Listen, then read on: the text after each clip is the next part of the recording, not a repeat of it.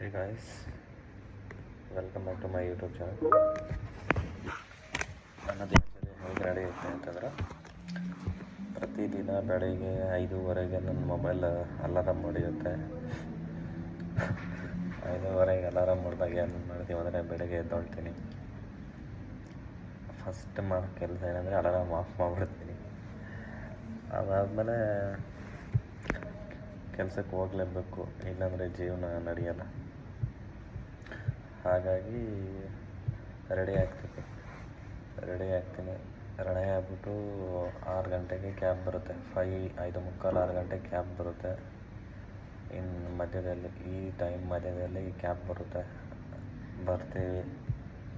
ಅವ್ನ ಕ್ಯಾಬ್ ಹಂಗೂ ಹಿಂಗೂ ಟ್ರಾಫಿಕ್ಕಲ್ಲಿ ಓಡಿಸ್ಕೊಂಡು ಆ ಕಡೆ ತಿರುಗಿಸ್ಕೊಂಡು ಆ ಸಿಗ್ನಲ್ ಬಿಟ್ಟು ಈ ಸಿಗ್ನಲ್ ಬಿಟ್ಟು ಆಫೀಸ್ ತಲುಪೋಷ್ಟರಲ್ಲಿ, ಮಾನ್ಯತಾ ಟೆಕ್ ಪಾರ್ಕ್ ಆಫೀಸ್ ತಲುಪೋಷ್ಟರಲ್ಲಿ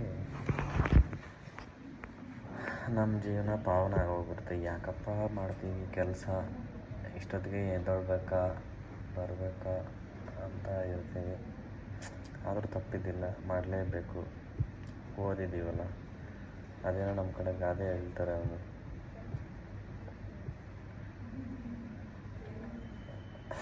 ಓದಿರೋರಿಗಿಂತ ಅಗಸರು ಕತ್ತೆ ಮೇಲೆ ಅಂತಾರೆ.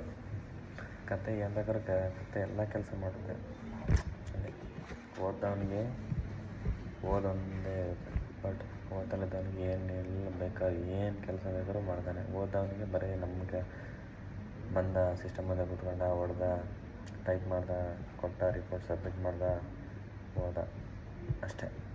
ಬಟ್ ಓದ್ತಾ ಇದ್ದವನಿಗೆ ಬೆಳಗಿನ ಸಂಜೆ ತನಕ ಆರಾಮಾಗಿ ಕೆಲಸ ಮಾಡಿಕೊಂಡು ಇರ್ತಾರೆ.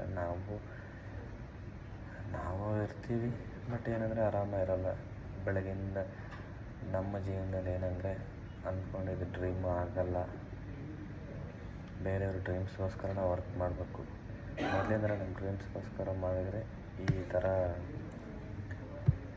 ಬೇರೆಯವ್ರ ಡ್ರೀಮ್ಸ್ಗೋಸ್ಕರ ನಾವು ಮಾಡ್ತಾಯಿದ್ದೀವಿ ಅಷ್ಟೇ. ನಮ್ಮ ಡ್ರೀಮ್ಸ್ ಫುಲ್ಫಿಲ್ ಆಗೋದಕ್ಕೆ ಏನಿಲ್ಲ. ಅದಕ್ಕೋಸ್ಕರನೇ ಹೇಳ್ತಾರೆ, if you don't chase your dreams you have to work for others dreams ಅಂತ.